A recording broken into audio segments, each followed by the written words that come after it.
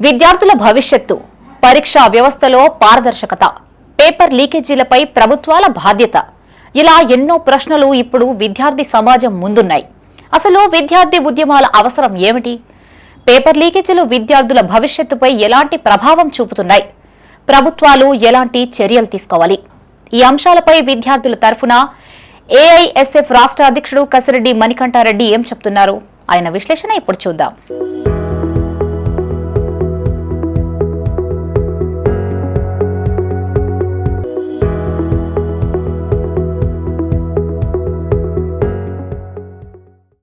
భారతదేశ చరిత్రను ఒక్కసారి తిరగేస్తే ఒక విషయం స్పష్టంగా కనిపిస్తుంది.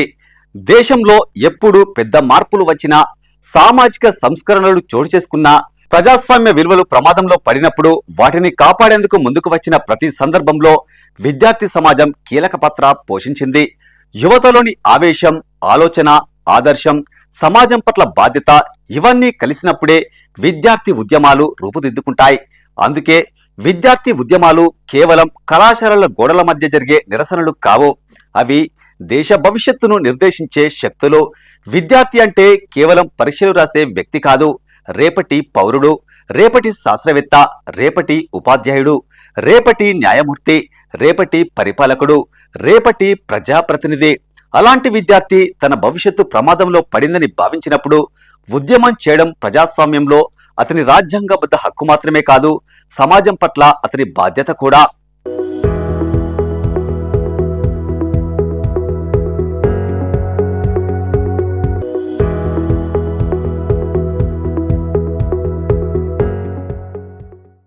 ప్రపంచ చరిత్రలోనే విద్యార్థి ఉద్యమాలు ఎన్నో విప్లవాత్మక మార్పులకు కారణమయ్యాయి.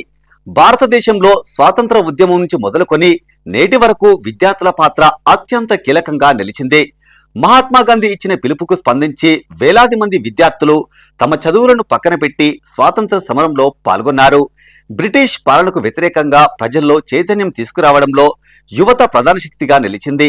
అత్యవసర పరిస్థితి కాలంలో ప్రజాస్వామ్య హక్కులు కాలరాయబడినప్పుడు కూడా విద్యార్థులే ముందుండి పోరాడారు.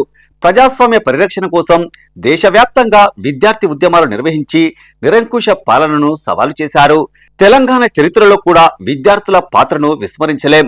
ప్రత్యేక తెలంగాణ రాష్ట్ర సాధన కోసం జరిగిన ఉద్యమంలో విశ్వవిద్యాలయాలు ఉద్యమ కేంద్రాలుగా మారాయి.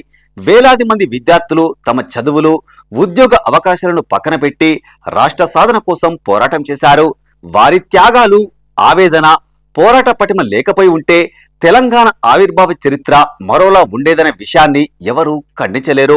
అలాగే రైతుల ప్రయోజనాలకు విరుద్ధంగా భావించిన కేంద్ర వ్యవసాయ చట్టాలకు వ్యతిరేకంగా దేశవ్యాప్తంగా సాగిన ఉద్యమంలోనూ విద్యార్థులు సంఘీభావం తెలిపారు.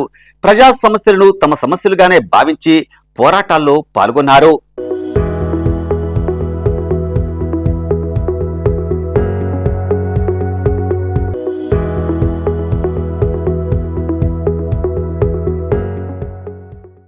ఇటీవల కాలంలో దేశాన్ని తీవ్రంగా కలవరపరిచిన అంశం పోటీ పరీక్షల పేపర్ లీకేజీలు. ముఖ్యంగా నీట్, ఇతర జాతీయ స్థాయి పరీక్షల్లో చోటు చేసుకున్న లీకేజీలు లక్షలాది మంది విద్యార్థుల ఆశలను దెబ్బతీశాయి.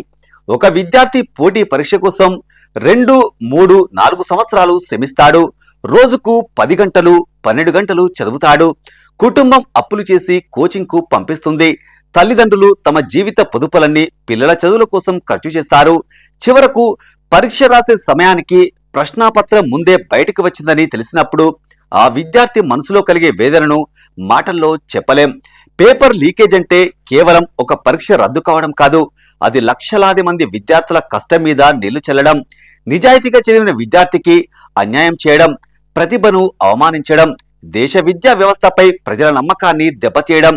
ఈ పరిస్థితుల్లో విద్యార్థులు దేశవ్యాప్తంగా నిరసనలకు దిగారు. ఢిల్లీతో పాటు పలు రాష్ట్రాల్లో శాంతియుత ఆందోళనలు నిర్వహించారు.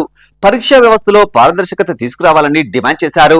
ప్రత్యేకంగా ఢిల్లీలో నిర్వహించిన చెలో పార్లమెంటు కార్యక్రమం దేశవ్యాప్తంగా చర్చనీయాంశమైంది. వేలాది మంది విద్యార్థులు ఒకే వేదికపై చేరి తమ ఆవేదనను వ్యక్తం చేశారు. పోలీసులు అడ్డుకున్నా, లాఠీచార్జీలు చేసినా, గాయాలైనా వెనక్కి తగ్గకుండా ప్రజాస్వామ్యబద్ధంగా తమ నిరసనను కొనసాగించారు. వారి డిమాండ్లు వ్యక్తిగత ప్రయోజనాల కోసం కావు. పరీక్షల నిర్వహణలో పారదర్శకత ఉండాలి. ప్రశ్నాపత్రాల భద్రత పటిష్టంగా ఉండాలి. పేపర్ లీకేజీలకు బాధ్యులైన వారిపై కఠిన చర్యలు తీసుకోవాలి. భవిష్యత్తులో ఇలాంటి ఘటనలు జరగకుండా చట్టపరమైన సాంకేతికపరమైన సంస్కరణలు చేపట్టాలి. విద్యార్థుల కష్టానికి న్యాయం జరగాలి. ఇవే వారి ప్రధాన డిమాండ్లు. ఏ దేశమైనా తన విద్యా వ్యవస్థపైనే నిలబడుతుంది. విద్యార్థులు పరీక్షా వ్యవస్థను విశ్వసించలేని పరిస్థితి ఏర్పడితే అది కేవలం విద్యారంగానికి మాత్రమే కాదు, దేశ భవిష్యత్తుకే ప్రమాదం. ప్రతి పేపర్ లీకేజ్ వెనుక ఒక విద్యార్థి కల ఛిద్రమవుతుంది. ప్రతి అవకతవక వెనుక ఒక కుటుంబం ఆశలు కూలిపోతాయి. అందుకే ప్రభుత్వం ప్రతి ఆరోపణను అత్యంత బాధ్యతతో తీసుకోవాలి. పూర్తిస్థాయి దర్యాప్తు జరిపి దోషులను శిక్షించాలి. పరీక్షా వ్యవస్థను రాజకీయాలకు అతీతంగా, పారదర్శకంగా, సాంకేతికంగా మరింత బలోపేతం చేయాలి. విద్యార్థి ఉద్యమాలంటే కొందరు రాజకీయ కోణంలో మాత్రమే చూస్తుంటారు. కానీ చరిత్ర చెబుతున్న నిజం వేరే. విద్యార్థులు తమ హక్కులు, న్యాయం, సమాన అవకాశాలు, నాణ్యమైన విద్య కోసం పోరాడినప్పుడల్లా సమాజం లాభపడింది. విద్యార్థి ఉద్యమాలను అణిచివేయడం సమస్యకు పరిష్కారం కాదు.